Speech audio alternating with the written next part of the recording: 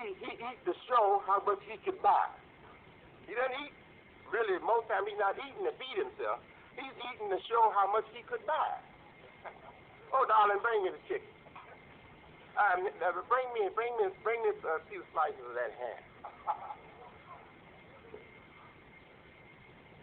I think, take the ham back. Is that ribeye in there? Can't you get that ready? Put a few of those giant shrimp on the plate, too, from the side. Hey, Raph, don't you want... Look, I'll tell you what, 6 wraps from lobster.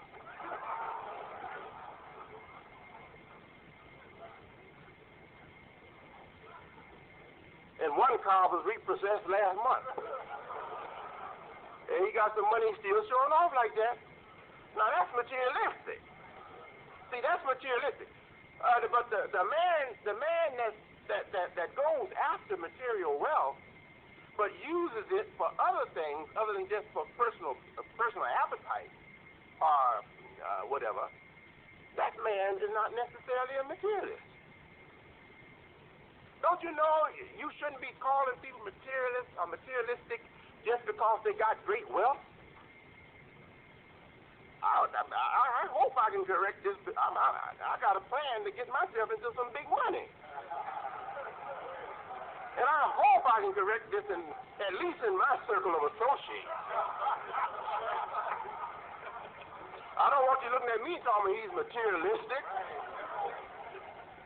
No, whatever I get is going to be to serve Allah. And Allah says, seek by the means that He has made available to you, the hereafter. But, la tansa nasibaka min ad-dunya. Don't forget that He has given you a share of this material world. And what else does Allah say? And my devoted servants, they shall inherit the earth. Don't you want to do that? I do. I want to inherit a piece of it that's got gold and diamonds and oil or something. You know, I want to inherit a rich piece of it.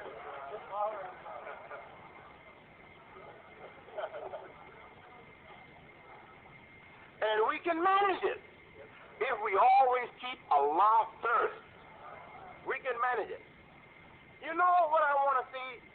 And whenever I come to this city, I feel obligated almost to go back and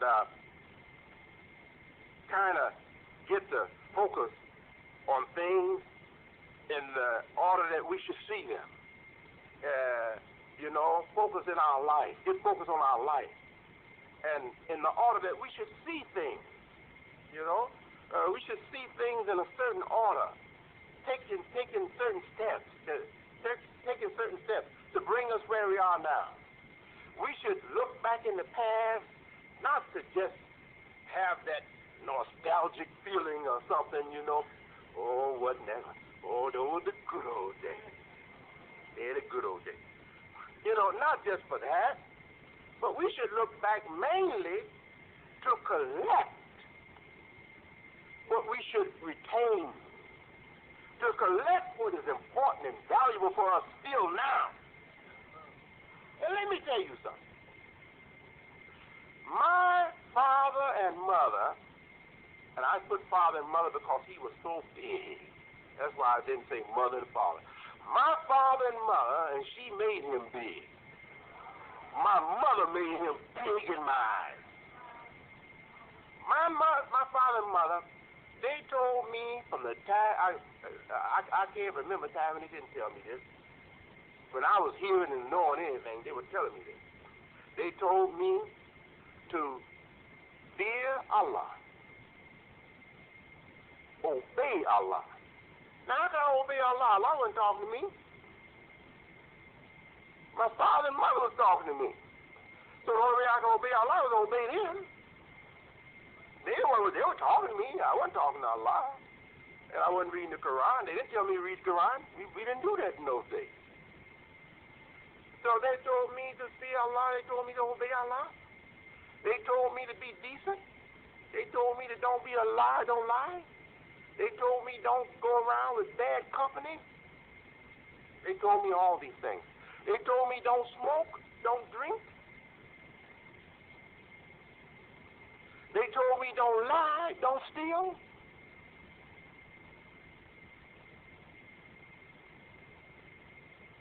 And I feel so good to stand here today and tell you that I have obeyed them. I still fear Allah. I still try to obey Allah.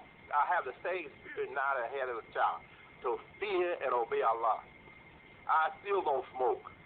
I don't drink. I don't use narcotics. I don't want a whore. I want a wife. All right? I'll never accept to pay for it. I want to share it. Right? So I haven't changed. Still the same. And I owe that to my father and mother's teaching, their protection of me. They didn't only teach me, but they protected my mind. They protected my thoughts. Watched over me as protectors. And because of that, I am still in that great discipline that they gave me. Now, my theology, or if you can call it a theology, my concept of God has left the erroneous kind of idea that they gave me. And now I'm happy to be free and at peace with my God, believing in Him as He's presented in the Quran, the last and final revelation. I'm happy with that. But I'm also happy that they put the fear of Allah in me, no matter how I thought Allah was. They put the fear of a superior authority in me.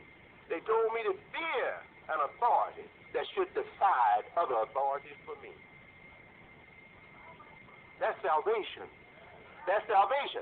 You know what Allah says to us in the Quran? Whoever holds on to La ilaha illallah, that there is God alone. He holds to it that there is one God over everything else. That will bring him out of hell in time. Yes. That means that I can make mistakes, I can neglect things in this life and cause a hell for myself. But as long as I hold on to that there is one God that is answerable to, we have to answer to one God, eventually that will bring me out of hell.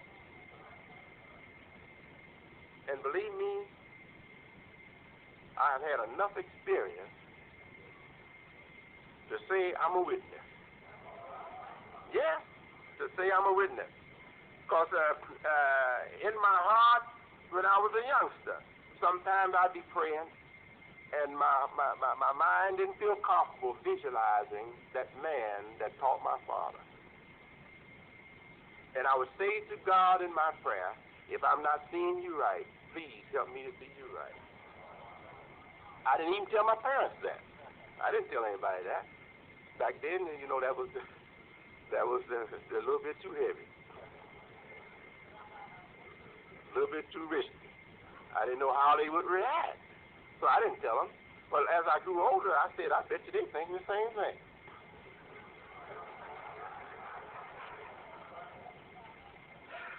And finally I got to talk with certain what I call very sincere and faithful, studious followers of Imam Muhammad.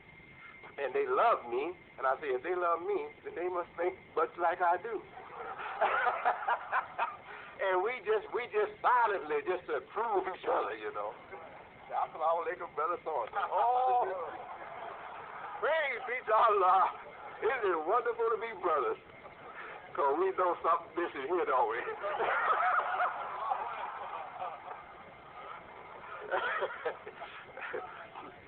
But our sincerity saved us. Our truthfulness and sincerity saved us. And Allah was our God and our protector. Oh, yes. If you understand that Allah was our God and our protector, He doesn't charge us with what we do in ignorance or what we do without knowledge. He charges only with what we do with knowledge.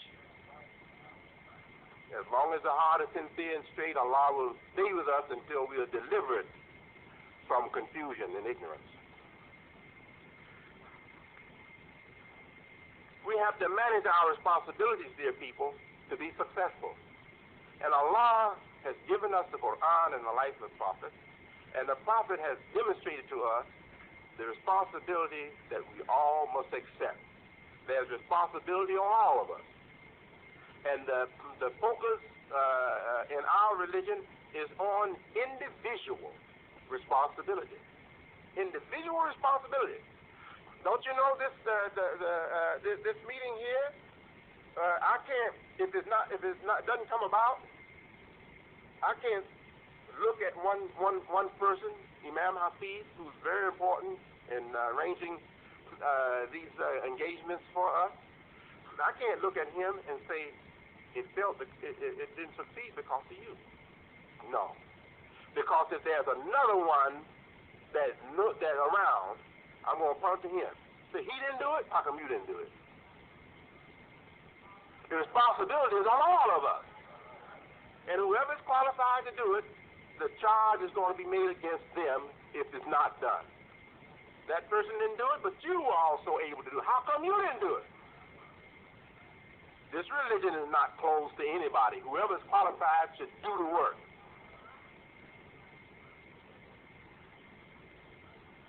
We do our Sunnah prayer. Do you know what that meaning that has for me more than anything else?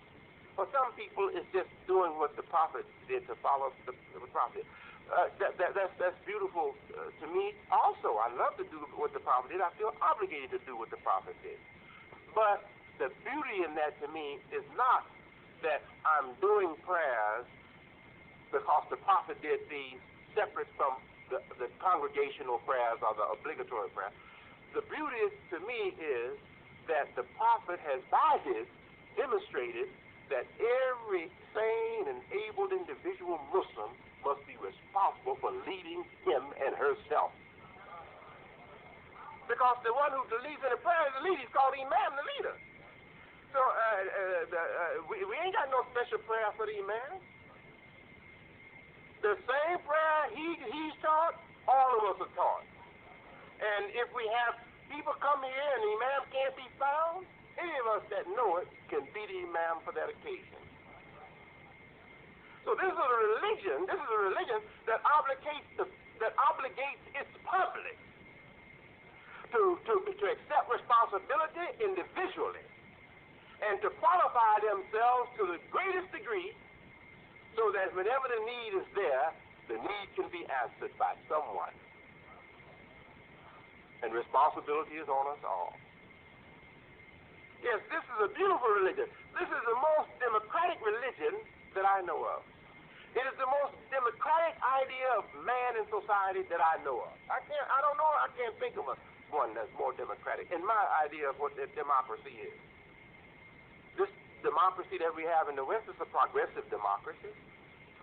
It has began with one idea of freedom and rights of individuals, and has brought us now to a kind of democracy. We call it participatory democracy, where we're not satisfied to only have representatives, but every man, no matter a woman, no matter where they are in the scale, they should have access to whatever opportunity there is in the whole civilization, in the whole country, or in the whole society. And they shouldn't just leave certain matters to their representatives. If they can qualify, they should have some input. They should be able to influence what's going on. They should have, not only that, they should be able to go and participate in discussion. Now, we know we have a long way to go here, but that's where we're moving to now. We're moving to where the people in the general public will be seen as responsible for not only the life of this country through their representatives, but they will also have the opportunity to watch and look and criticize what their representatives are doing and make input if they're qualified to do it. Make input. Come up and influence policy. Don't you know that's already Islam? We're trying to get to that. But that's already our religion. In the time of the Prophet made the people aware of their responsibility to such degree that they knew, men and women knew, that no matter whether they were called Emir or not, or had a position of power or not, if they saw something wrong, they had the power to speak out and give guidance. Give guidance from Quran and give guidance from the Prophet and correct that thing right on the spot. Right now, we have something that I think a lot of us don't realize the importance of it. The Imam be leading the prayer. Anyone in the group that knows the Imam made a mistake can call his attention to it by saying Subhanallah, Allahu Akbar. That tells the Imam you made a mistake, and the Imam has to correct it. What religion you know where people in the congregation, they hear the wait preacher. Wait, priest, Father, just a moment. Go back and recite, go back and pick it up again. What is that to tell us? You know, we don't like to have interruptions in those special, very important meetings, formal meetings like that. We don't like to have any interruptions. But what is that to tell us? That his presentation and his image that he has before the people is not as important as getting that message over correctly, as given correctly what Allah has revealed to be given. That his image is not that important. So, you know, I'm sure a lot of you, man, they have been hurt. I bet they went home and cried like babies. Have such great image, you know, and Miss Scholar, and somebody say, Allahu Akbar. And he has to go back and correct it. And then sometimes the man he never saw him before. He might be in shabby clothes, and he'd go back and tell him, Lord, brother, you said it wrong, and he give it to him right. He gives him the verse right, and he has to say it right. He has to give it right. Not only in prayer, but in lectures, you know. Anytime if he's lecturing and he makes a mistake, you correct him. Allahu Akbar. That shows the role of the individual, the great role of the individual in this religion. We are not to look at people and say because he doesn't have wealth, or because he's not a scholar, or because he's not in position of authority, we don't have to listen to him. No, his authority is that he knows what God said. That's his